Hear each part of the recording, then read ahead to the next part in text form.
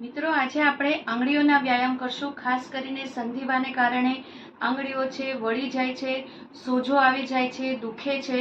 અને કોરોના કાળ પછી પણ ઘણા લોકોને છે પ્રોપર પકડ નથી આવતી, મુઠ્ઠી નથી વળાતી, ખાઈએ એવા કામ જે રૂટીનના કામ પણ છે પ્રોપર થતા નથી. તો આજે આપણે આંગળીઓના દરેક સાંધા ઉપર કામ કરશું.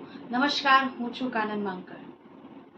સૌપ્રથમ આપણે બધી જ આંગળીઓને સ્ટ્રેચ કરવાનું છે. જો બધી જ આંગળીઓ છૂટી અને જેટલું પણ સ્ટ્રેચ થઈ શકે એટલું. હાથ દુખે તો તમે અહીંયા પણ કરી શકો છો. હોલ્ડ કરી રાખીએ. 5, 4, 3, 2, 1. રિલેક્સ. ત્રીજા વ્યાયામમાં આંગળીઓના દરેક સાંધા ઉપર કામ થશે. પહેલા બધી જ આંગળીઓ ભેગી કરી અને સીધી કરવાની છે. જેટલી પણ તમે ઓપન ક્લોઝ સ્ટ્રેચ કરી શકો એટલું બંધ કરો, ખોલો. હવે જેટલું પણ સમય ખોલી રાખી શકો એટલું સ્ટ્રેચ કરો. 5, 4, 3, 2, 1.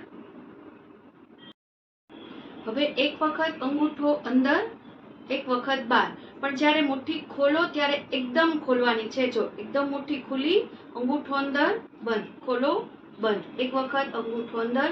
આ તમે ફ્રી બેઠા હો, તમને કોઈ જ તકલીફ નથી, તમને સંધિવાની તકલીફ નથી, કોઈ તકલીફ નથી. પણ બધા સાંધાઓને સ્વસ્થ રાખવા માટે આ હળવા વ્યાયામ છે ખૂબ જ જરૂરી છે.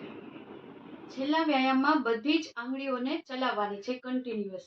તમે થાકો ત્યાં સુધી કન્ટિન્યુઅસ યાદ રાખવાનું કે બધી જ આંગળીઓ છે પ્રોપર હલવી જોઈએ. સવારે ઉઠીને કદાચ સાંધાઓ દુખતા હોય, જકડાઈ જાય, થોડા હળવા વ્યાયામ છે આવી રીતે કરી લેવાના. અને તો મિત્રો, આ હતા આંગળીઓના હળવા વ્યાયામ. એવું નથી કે ઉંમર વધતા જ આપણને સાંધાઓમાં તકલીફ થાય અને વ્યાયામ કરવા જોઈએ. બાળકોને પણ વિનંતી કરીશ કે આવા હળવા વ્યાયામ છે રોજિંદા જીવનમાં અપનાવે. ફરી મળીએ નવા જ કોઈ વિષય સાથે. ત્યાં સુધી રજા લઉં. નમસ્કાર.